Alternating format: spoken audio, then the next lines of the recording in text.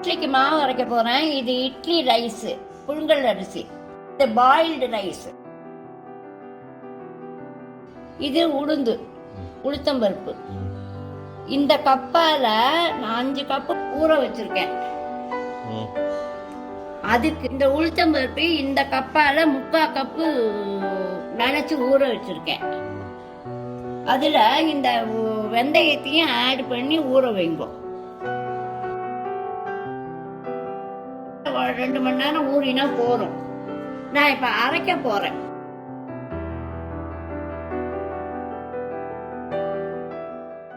கொஞ்சம் தண்ணி விட்டுக்குங்க. கிரைண்டர்ல தண்ணி விட்டுட்டு அதுக்கப்புறம் இந்த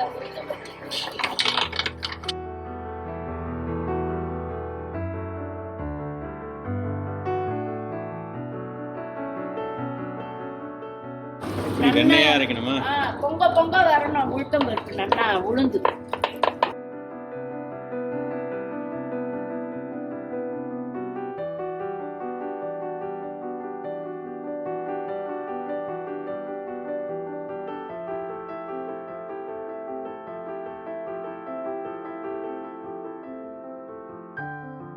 வந்துட்டு பாருங்க. இந்த கதத்துக்கு வரணும் நல்லா. ஓகே, எடுக்க போறேன் இப்ப.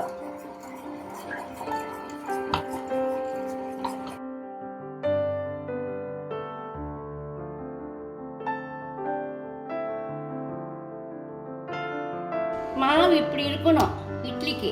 அப்பதான் இட்லி பஞ்சு மாதிரி வரும். இட்லி சாப்பிட்டா இருக்கும் இப்படி அரைச்சாதான். ஓகே,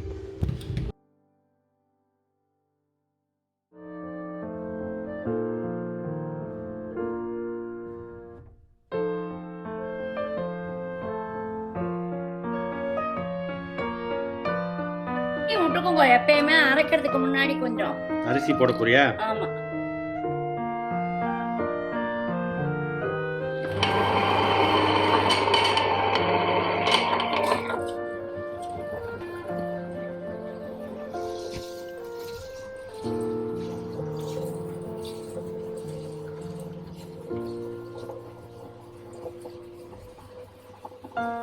அரிசி ஊற போடும்போது மிச்சரோடு ஒரு 1/2 ஸ்பூன் உளுத்தம் பருப்பு இதோட சேர்த்து ஊற வச்சேன்னா அரிசி சீக்கிரம் மசிஞ்சிடும்.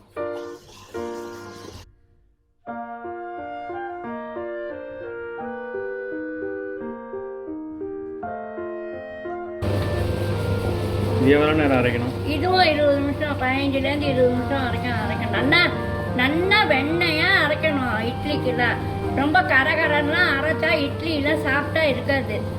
கொஞ்சம் மையா நல்லா வெண்ணையா அரைக்கணும். அரைச்சாதான் இட்லி சாப்பிட்டா இருக்கும்.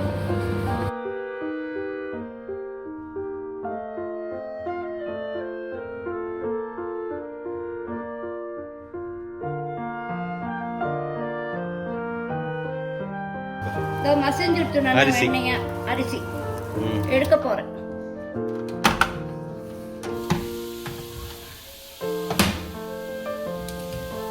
உளுந்தோட சேர்த்து கலக்கணும்.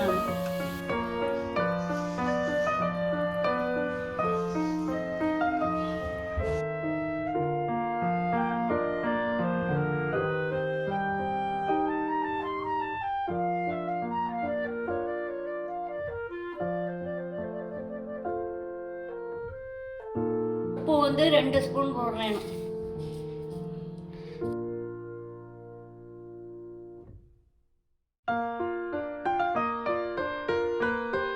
கரண்டியால கலக்கிறா கலங்கோ. கையால தான் நான் கலப்பேன். அதனால கையால கலந்தா சீக்கிரம் பிடிக்கும்.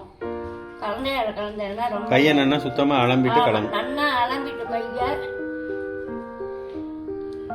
கையால கலந்தா ஒத்தாப்புல கலக்க முடியும். கரண்டியாலனா ஒரு பக்கம் இருக்கும், ஒரு பக்கம் மாவு கலக்க முடியாது சரியா.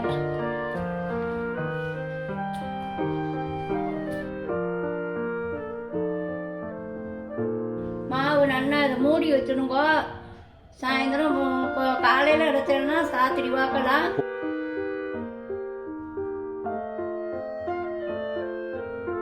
இப்ப அரைச்ச உடனே ஃப்ரிட்ஜில் வைக்காதீங்க.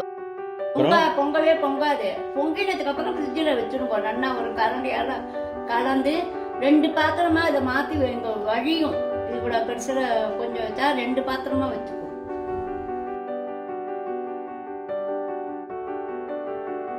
பொங்கிடுத்து பாருங்க மாவு.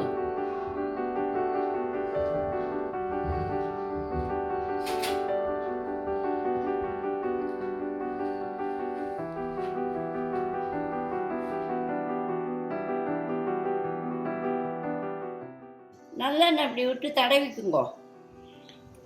இட்லி ஒட்டாம வரும். ஆமா, அப்பதான் இட்லி ஒட்டாம வரும். இதோ